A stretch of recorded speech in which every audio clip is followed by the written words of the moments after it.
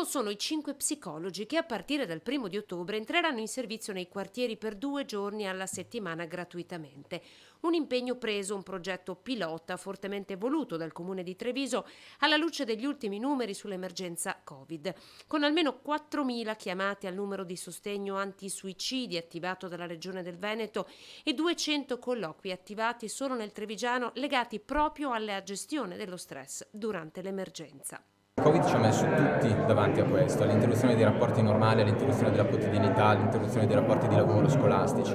Ricomporre i traumi richiede mettere insieme risorse, ricostituire connessioni, reti, continuità, e questo anche a livello sociale. Il progetto prevede che attorno al disagio di una persona si crei così una sorta di rete che possa interpretarne i bisogni espressi ed evitare in taluni casi che si possa arrivare anche al peggio. Solo su appuntamento lo psicologo incontrerà la persona, con 1, 2, 3 incontri deciderà che tipo di bisogno la persona ha e la orienterà. Può essere che il bisogno sia un bisogno di servizi specialistici, quindi verrà orientato direttamente al servizio giusto, oppure che sia semplicemente un supporto di tipo sociale, quindi verrà riorientato verso la rete dei servizi che sono presenti nel territorio comunale. Un punto di ascolto presso il centro della famiglia di San Nicolò, uno all'ex circoscrizione nord in via Ca del Galletto, uno a Sant'Antonino alla biblioteca, uno a Villa Letizia e per l'area est allo spazio donna di via Alzaia.